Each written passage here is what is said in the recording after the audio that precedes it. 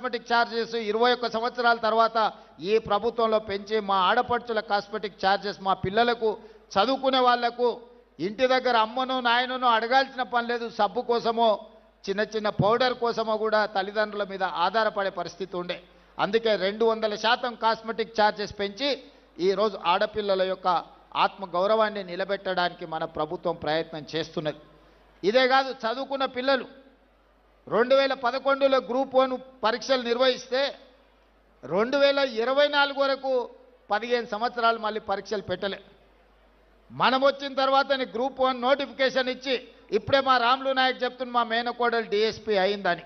ఈరోజు 563 మంది గ్రూప్ 1 ఉద్యోగస్తులను పరీక్షలు నిర్వహించి ఫలితాలు ఇస్తే ఈ పేదలకు ఉద్యోగాలు వస్తే ప్రశ్నించే గొంతు వస్తుందని దాని మీద అక్రమ కేసులు వేసి హైకోర్టులో అడ్డమైన ఆర్డర్లు తెస్తే బలమైన వాదనలు వినిపించి డివిజన్ కోర్టులో డివిజన్ బెంచ్లో ఈరోజు పేదలకు అనుకూలమైన తీర్పు వచ్చింది. 563 మంది గ్రూప్ 1 ఆఫీసర్లు ఇవాళ ఆర్డీఓలు డిఎస్పీలుగా అత్యంత కీలకమైన ఉద్యోగాలు. నేను మొత్తం లిస్టు చూసిన ఎస్సీ ఎస్టీ బీసీలకు మైనారిటీలకు ఎన్ని వచ్చినాయంటే 87% ఎస్సీ ఎస్టీ బీసీ మైనారిటీలు ఈ 563 మందిలో సెలెక్ట్ అయినరు. 87% ఈరోజు ఆ రిక్రూట్మెంట్స్తోని పేదలకు లాభం వచ్చింది. Group 2, group 3, group 4 teachers recruitment, doctors recruitment, nursing recruitment, ఈ విధంగా 70,000 ప్రభుత్వ ఉద్యోగాలు ఈ 2 సంవత్సరాలలో ఇచ్చినాం. దాదాపుగా 70,000ల్లో 85% పైగా ఎస్సీ ఎస్టీ బీసీ మైనారిటీలకు ప్రభుత్వ ఉద్యోగాలు ఇచ్చినాము. ఒక్కొక్కరి పేరు ఒక్కొక్క ఊరు వివరాలు ఇస్తా. ఎవరికైనా అనుమానం ఉంటే ఇక్కడున్న చదువుకున్న అధికారులతో పాటు ఎవరైనా నేను చెప్తున్న వివరాల మీద అనుమానం ఉంటే ప్రభుత్వం అధికారికంగా లెక్కలిస్తుంది. మీరు లెక్కబెట్టి చూడండి. ఈ ప్రభుత్వం పేదల కోసం పనిచేస్తుంది. ఈ ప్రభుత్వం పేదల అభివృద్ధి కోసం పనిచేస్తుంది. ఒకప్పుడు భూములుండే. ఇందిరాగాంధీ గారు అగ్రికల్చర్ సీలింగ్ యాక్ట్ తీసుకొచ్చి ఇందిరాగాంధీ గారు లంబాడ సోదరులకి ఎస్టీ రిజర్వేషన్లు ఇచ్చింది. ఇందిరాగాంధీ తెచ్చిన అగ్రికల్చర్ సీలింగ్ యాక్ట్ ప్రకారం జాగీర్దారుల దగ్గర, జమీందారుల దగ్గర, భూస్వాముల దగ్గర ఉన్న లక్షలాది ఎకరాల భూములను తీసుకొని 25 లక్షల ఎకరాలను అసైన్మెంట్ పట్టాల రూపంలో ఎస్సీ ఎస్టీలకు భూ పంపకాలు జరిగినాయి. ఈనాడిగా పంచడానికి భూమి మిగలలే. మా యువకులు, మా ఆడపిల్లలు జాగ్రత్తగా వినాలి. ఆ పైన ఉన్న వాళ్ళు కూడా, మీ తల్లిదండ్రులు, మీ తాతలు వ్యవసాయాన్ని నమ్ముకున్నారు. మీ తల్లిదండ్రులు, మీ తాతలు తండాలలో, గూడాలలో పేదరికాన్ని అనుభవించారు.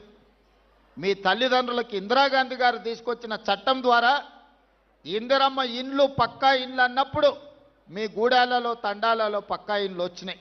మీకు భూమి లేదన్నప్పుడు, ఆత్మగౌరవం లేదనుకున్నప్పుడు అసైన్మెంట్ పట్టాల రూపంలో మీకు భూములు ఇచ్చి మీ ఆత్మగౌరవాన్ని ఇందిరాగాంధీ గారిని నిలబెట్టినరు. ఇవాళ లంబాడ సోదరులు వాళ్ళ సొంత తల్లిదండ్రులది లేకపోతే తాత ముత్తాతల్ని ఇంట్లో ఫోటో పెట్టుకున్నా పెట్టుకోకపోయినా చాలామంది లంబాడ సోదరులు ఇండ్లలో పోతే ఇందిరాగాంధీ ఫోటో కనిపిస్తుంది. మా రవీంద్ర నాయక్ గారికి తెలుసు, నేను చూసిన.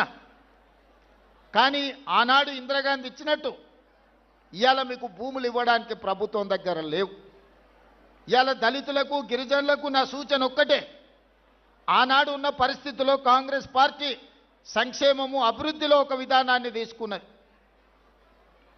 ఆ శకం ముగిసింది. ఇవాళ నిజంగా నాకు మీకు భూములు ఇవ్వాలన్నా ఈ ప్రభుత్వం దగ్గర భూములు అందుబాటులో లేవు. ఇక మీరు భూముల గురించి, ప్రభుత్వం ఇచ్చే ఏదో సంక్షేమం గురించి ఆలోచన చేయకండి. ఈ ప్రభుత్వం మీకు చదువు ఇవ్వదలుచుకున్నది. ఈ ప్రభుత్వం మీకు సంక్షేమం కాదు, సంక్షేమంతో పాటు మీకు చదువు ఇవ్వదలుచుకున్నది. నా సూచన ఒక్కటే, ఇక్కడికి వచ్చిన పిల్లలందరికీ చదువుకోండి, బాగా చదువుకోండి. చదువుకోవడానికి ఏం కావాలనో నన్ను అడగండి. మీరు డాక్టర్లు అవుతారా, మీరు ఇంజనీర్లు అవుతారా, మీరు ఐఏఎస్లు అవుతారా, మీరు ఐపీఎస్లు అవుతారా, మీరు ప్రొఫెసర్లు అవుతారా, ఈ దేశాన్ని మీరు ఏలడానికి ఏమవుతారో చెప్పండి, నేను మద్దతు ఇస్తా. మేమేమీ చేయం, ఇంటి దగ్గర ఉంటాం, మాకేదన్నా భూమి సార్, లేకపోతే మాకేదో చిన్న చిన్న వ్యాపారాలు చేసుకుంటాం అనేది వదలండి. లంబాడ సోదరుల చైతన్యం ఉంది. లంబాడ సోదరులకు ప్రపంచం గురించిన అవగాహన ఉన్నది. నేను చెప్పేది ఒక్కటే, యుక్త వయసులో తప్పుదారి పడితే జీవితకాలం బాధపడతారు, మీ తల్లిదండ్రులకు భారం అవుతారు. కానీ ఈ వయసులో కష్టపడితే ఈ వయసులో మీరు చదువుకొని చాలామంది ఈడ ముందు వరుసలో అధికారులు ఉన్నారు. అధికారులు ఎవరున్నా గుర్తించి వాళ్లకు వివిధ శాఖలలో కీలకమైన హోదాలు ఇచ్చిన. ఎందుకంటే ఆ స్ఫూర్తి మీకు రావాలి. అరే మా వాడు ఈఎన్సీ అయిండు, మా వాడు సింగరేణికి సిఎండి అయిండు, మా వాడు ట్రైకార్కి చైర్మన్ అయిండు, లేకపోతే మా వాడు వివిధ కార్పొరేషన్లకు చైర్మన్లు అయినరు, మా వాళ్ళు ఎమ్మెల్సీ అయినరు, ఎంపీ అయినరు అంటే చదువుకోవడం వల్ల ఈ అవకాశం వచ్చిందని భవిష్యత్ తరాలకు ఈ యువతరానికి అవగాహన ఉండాలి అని చెప్పి మీ వాళ్లకు వివిధ అత్యంత కీలకమైన హోదాలు నేను ఇచ్చిన. అందుకే భూముల గురించి అందించే తాత్కాలిక సంక్షేమం గురించి ఆలోచన చేయకండి. మీరు భవిష్యత్తును నిర్దిష్టంగా నిర్ణయించుకోండి. మీరు డాక్టర్ అవ్వాలనుకుంటున్నారా, మీరు ఇంజనీర్ అవ్వాలనుకుంటున్నారా, మీరు లాయర్ అవ్వాలనుకుంటున్నారా, మీరు ప్రొఫెసర్ అవ్వాలనుకుంటున్నారా, ఒక గొప్ప చార్టెడ్ అకౌంటెంట్ కావాలనుకుంటున్నారా, లేకపోతే సినిమా రంగంలో రాములు నాయక్ గారు చెప్పినట్టు గొప్ప టాలెంటెడ్ మంగ్లీలు కాదలుచుకుంటున్నారా, మీరు ఆలోచన చేసుకొని మీరు ప్రొఫెషన్ ఎన్నుకోండి. డైరెక్షన్లెస్గా ఉండకండి. నిర్దిష్టమైన ప్రణాళికను పెట్టుకోండి. దానికోసం ఈ ప్రభుత్వం 100% అండగా నిలబడుతుంది. గత ప్రభుత్వాలు చెప్పినాయి మేము ఎస్టీ హాస్టల్ ఇచ్చినాము, ఎస్సీ హాస్టల్ ఇచ్చినామని. కానీ ఎక్కడైనా ఉండడానికి ఏదైనా వసతి గూడు ఏర్పాటు చేసిండ్రా? కాగితం మీద ఆదేశం ఇస్తే సరిపోదు. అందుకే ఈరోజు ఎస్సీ ఎస్టీ బీసీలకు మైనారిటీలకు ప్రతి నియోజకవర్గంలో young India integrated residential schools 25 ఎకరాలల్లా 200 కోట్లతోని 100 నియోజకవర్గాలల్లా 20,000 కోట్లతోని 25 ఎకరాలలో ఈచ్ క్యాంపస్ ఈరోజు మనము నిర్మాణం చేస్తున్నాము. ప్రతి స్కూల్లో 2,500 మంది పిల్లలు చదువుకుంటారు. అట్లా 100 బాలురకు 100 బాలికలకు 200 young India integrated residential schools కట్టదలుచుకున్నాము. నాణ్యమైన విద్యను మీకు అందించదలుచుకున్నాం.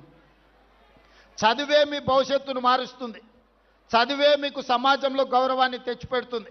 నిన్నగాక మొన్న నా ప్రభుత్వం చేసిన సిపెక్ survey, social economic education employment political and caste survey చేసినప్పుడు ఆశ్చర్యకరమైన ఫలితాలు వచ్చినాయి.